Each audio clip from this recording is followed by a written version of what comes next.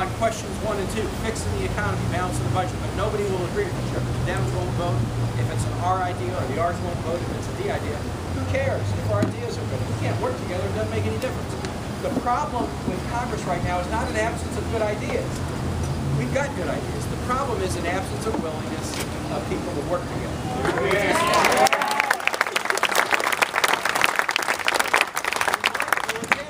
This week, there was a veterans job bill in the Senate that every Democrat voted for and a number of Republicans voted for, but most of the Republicans filibustered to block it. And the newspaper articles on it said they were blocking it for one reason: we got a handle. The GOP voted no to the defense job bill. They voted against it for one reason, which was they did not want President Obama to have a success over election. Now that's shameful. That's like trying to run the ship aground to get the captain. It's shameful. And we got a lot of veterans coming back from Iraq and Afghanistan into an unemployment situation where unemployment is higher than the national average. We've got a lot of veterans who have significant needs, but they're basically saying, oh well, after election day, you know, we can make a mad at the president. That'll help us. We've got to have people who know how to go to Congress and work together. This summer, this matters here in the Valley, especially this summer, the Senate passed a farm bill, and I'll give Republican senators credit. They voted for it. It was a bipartisan. It passed out of the Senate, and this is important stuff. You know, insurance reforms, revenue assistance, school nutrition, children's lunch programs, which is good for kids and good for farmers. Passed out of the Senate, went over to the House, and even though Republican senators voted for it, the House said, no, we're going to bottle this thing up until after election. We're not going to do it because that would be a success for President Trump. Again, they'd rather hurt farmers, hurt agriculture programs, hurt school kids than do something right. So what we've got to do is we've got to put people in office who know how to work together. Now, George Allen and I, we've got different philosophies. George Allen, when he was governor, famously stood up and boasted one time about how much he enjoyed and how much all Republicans should enjoy knocking Democrats' soft teeth down their whiny throats. And there's film of it, and he didn't say it with a smile either. That's just not the way you ought to govern.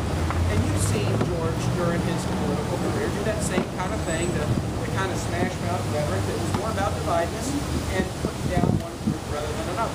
We just had a debate the other day, a debate that I felt very good about. We had an interesting interchange. There's a big issue that's on the table right now, which is how to deal with all these sequestration cuts for your defense and non-defense. I put a proposal out on the table, and then I wanted to hear what George Allen's proposal was. And George Allen didn't make a proposal. He just went after me and said that Tim, what you're trying to do is hold veterans hostage to raise everyone's taxes. And I said, now hold on a second. We're talking about solving a problem that's really important. Trying to avoid cuts that would hurt veterans and avoid cuts that would hurt important other priorities. And I put a legitimate proposal. If you don't like it, then you can give me your proposal. But that kind of language, you're trying to hold veterans hostage, that's the kind of thing he got used to doing when he was in the Senate. A whole lot of people in the Senate do that. But what I maintain is we need less of that stuff in the Senate. We need less name calling, less harsh rhetoric.